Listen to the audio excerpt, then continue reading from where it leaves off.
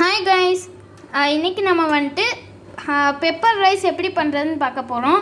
நான் வந்துட்டு பெப்பர் கொஞ்சம் பவுடர் ஆக்கியிருக்கேன், அப்புறம் ஜீரகமும் பவுடர் பண்ணியிருக்கேன், கொஞ்சம் கொரியாண்டர் லீஃபும் அடுத்து கருவேப்பிலையும் எடுத்து வச்சுருக்கோம், அப்புறம் கொஞ்சம் எண்ணெய், அப்புறம் உப்பு. வாங்க இப்போ வீடியோக்குள்ளே போகலாம். அடுப்பு ஆன் பண்ணிக்கலாம். கொஞ்சம் எண்ணெய்,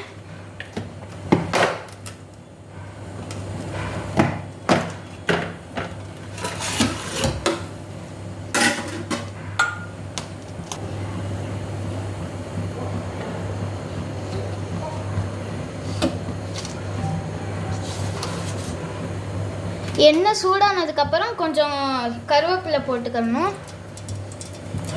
எண்ணெய் சூடாக ஆரம்பிச்சிருச்சு.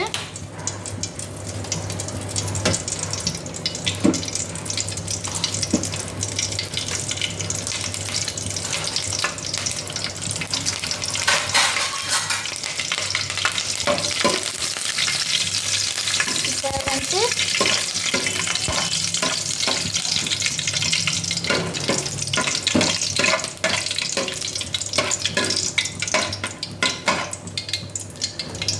ஜீரகம் உள்ள போட்டுடலாம்.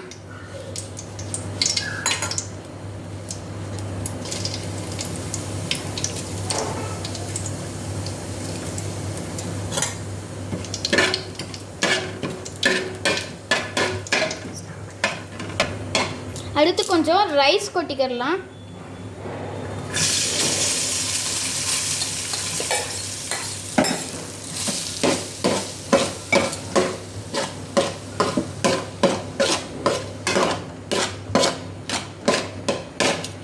கொஞ்சம் பெப்பர் அங்கங்கே தூவிக்கலாம்.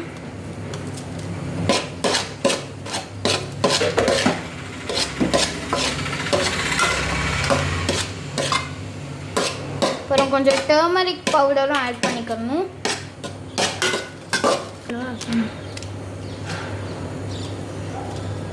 கொஞ்சமாக நிறையா போட்டோம்னா கொஞ்சம் டேஸ்ட் வித்தியாசமாக போயிடும். இப்போ அது எல்லாத்தையும் கிளறினோம்னா நம்மளுக்கு வந்துட்டு கொஞ்சம் எல்லோ கலர் வந்துடும்.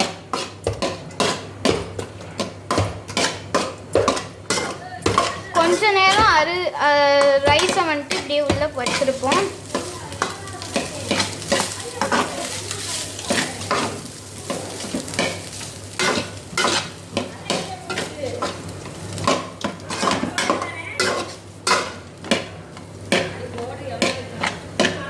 வாசனை சூப்பராக இருக்குது. இன்றைக்கி நம்ம ஒரு சாயந்தரத்துக்கு நல்லா சாப்பிட்றலாம். என்ன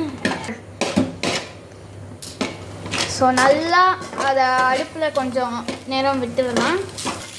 உங்களுக்கு நெய் ஆட் பண்ணிங்கன்னா இன்னும் கொஞ்சம் வாசனமாகவும் கொஞ்சம் டேஸ்ட்டாகவும் இருக்கும்.